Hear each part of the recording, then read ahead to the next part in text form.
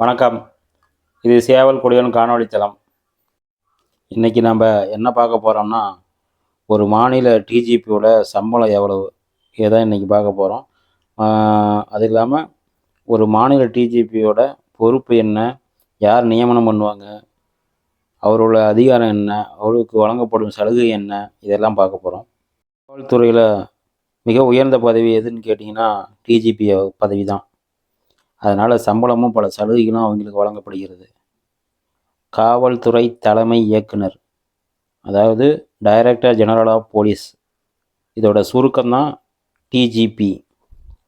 ஒரு மாநில காவல்துறையின் தலைமை இயக்குனரான டிஜிபி அவர்களின் மாத சம்பளம் எவ்வளோன்னு கேட்டிங்கன்னா, பொதுவாக அடிப்படையான சம்பளம் 2,25,000 ரூபாய். சலுகைகளும் சேர்த்து 2,70,000 வரை கூட இருக்க வாய்ப்புள்ளது. ஏன் இருக்க வாய்ப்புள்ளது அப்படின்னு சொன்னோமா அப்படின்னு கேட்டிங்கன்னா, இது மாநிலத்துக்கு மாநிலம் வேறுபடும். அதனால தான் இது இருக்க வாய்ப்பு இருக்கிறதுன்னு சொல்கிறோம். இது பணிச்சூழலுக்கு ஏற்ப சம்பளத்தில் சில மாற்றங்களும் இருக்கலாம். ஒரு மாநில டிஜிபி யார் நியமனம் செய்வார்கள் அப்படி கேட்டிங்கன்னா, மாநில அமைச்சரவை தான் அவர்களை முடிவு செய்யும். ஒரு மாநில தலைமை காவல்துறை இயக்குனரை யார் நியமனம் செய்வார்கள், அதாவது டிஜிபியை. ஒரு மாநில டிஜிபி பதவிக்கான மத்திய அரசின் பங்கு என்னன்னு கேட்டிங்கன்னா, டிஜிபி பதவிக்கான நபர்களின் பட்டியலை தயாரித்து யூபிஎஸ்சி, அதாவது யூனியன் பப்ளிக் சர்வீஸ் கமிஷன், அவங்களுக்கு அனுப்பி அந்த பொறுப்பை மத்திய அரசு உத்தரவு போடும். இந்த பொறுப்பு தான் மத்திய அரசு செய்யுது. இந்த திட்ட பட்டியலிருந்து 3 அதிகாரிகளை பெயர்களை தேர்வு செஞ்சு யூபிஎஸ்சி, அதாவது யூனியன் பப்ளிக் சர்வீஸ் கமிஷன், அதனை அனுப்பும் பொறுப்பை வகிக்கிறது.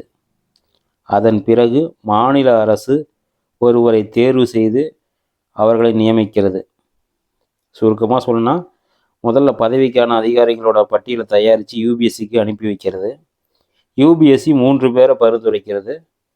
அந்த 3 பேர்த்துலேருந்து ஒருத்தரை மாநில அரசு தேர்ந்தெடுக்கிறது. இதுதான் ஒரு மாநில டிஜிபியான தேர்வு பண்ணுறதுக்கான வரைமுறை. ஒரு மாநில டிஜிபி ஆவதற்கு வயது எவ்வளோ இருக்கணும்னு கேட்டிங்கன்னா, அதிகபட்சமாக 60 வயதுக்குள்ளே இருக்கணும். அவரோட கல்வி தகுதி என்னவா இருக்கணும்னா, ஒரு பட்டதாரியாக, ஒரு இளங்கலை பட்டம், அதற்கு சமமான கல்வி தகுதி வேண்டும். இவங்களை எப்படி தேர்வு செய்வாங்கன்னா, இந்திய சிவில் தேர்வின் மூலம் போலீஸ் சேவையில் சேர்ந்திருப்பவர்கள் டிஜிபியாக உயரலாம். டிஜிபி பதவிக்கான சர்வதேச திறமைகள், நன்றி மற்றும் பதவி உயர்வு விதிமுறைகள், அரசு மற்றும் யூபிஎஸ்சி விதிமுறைகள், இவைகள் மூலம் தேர்வு செய்யப்பட்டு வர வேண்டும். வயது 60 வயதுக்குள் ஆகும். ஒரு மாநில டிஜிபியின் பொறுப்புகள் என்னென்ன? காவல்துறையோட முழு நிர்வாகமும் இவர்கிட்ட தான் இருக்கும். சட்டம் மற்றும் ஒழுங்குநிலை பாதுகாப்பு இவருடைய முக்கியமான பணி. குற்றங்களை தடுப்பது மற்றும் கண்டறிவது இவருடைய 3வது பணியாகும். பொது பாதுகாப்பை உறுதி செய்வது இவரது 4வது பணியாகும். மக்கள் மற்றும் பொது சொத்தை பாதுகாப்பது, சட்டம் ஒழுங்கை பராமரித்தல், குற்ற செயல்களை தடுக்கும் நடவடிக்கைகளை எடுத்தல், காவல்துறையின் அனைத்து பிரிவுகளுக்கும் மூல உபாய வழிகாட்டுதல், மாவட்ட காவல் அதிகாரிகள், பிரிவு கண்காணிப்பாளர்கள் போன்ற உள்நிலை அதிகாரிகளை ஒருங்கிணைத்தல், ஒரு மாநில அரசுக்கு பதிலளித்து காவல்துறையின் செயல்திறன் குறித்து அறிக்கை வழங்குதல், காவல் பிரிவுகளுக்கான பட்ஜெட்டை முன்மொழிவுதல், முன்முனைவுடன் அங்கீகரித்தல் மற்றும் அதன் மேலாண்மையை பாதுகாத்தல், காவலரின் நேர்மையையும் நியாயமான பணிவையும் தக்க வைத்தல், பொதுமக்கள் மற்றும் சமூகத்துடன் நல்ல தொடர்பு பேணுதல், இது போன்ற பணிகளின் பொறுப்பாளியாக இருப்பவர் டிஜிபி.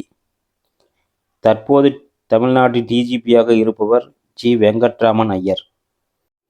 ஒரு மாநில டிஜிபியின் சலுகைகள் அரசாங்கம் செய்வது என்னென்ன? அதாவது டிஏ எனப்படும் டியர்னஸ் அலவன்ஸ், அகவிலைப்படி, அதாவது இது வாழ்க்கை செலவுக்கு உயர்வுக்கு ஏற்ப இது வழங்கப்படும்.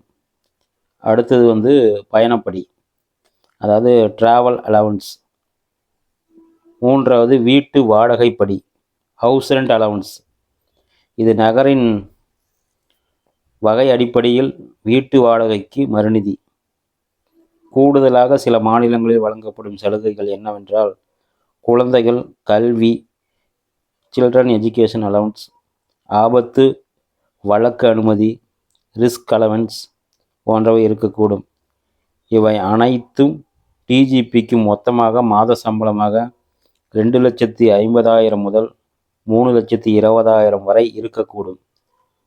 இது மாநிலத்துக்கு மாநிலம் வேறுபடும் என்பதை அவசியம் தெரிந்து கொள்ளுங்கள். மிகவும் குறைவான சம்பளம் கொடுக்கும் ஒரே மாநிலம் தமிழ்நாடு மட்டுமே. மேலும் இதுபோன்ற நல்ல தகவல்கள் மற்றும் அரசியல் செய்திகள் தெரிந்து கொள்ள நமது சேவல் கொடியன் காணொளி தளத்துடன் இணைந்திருங்கள்.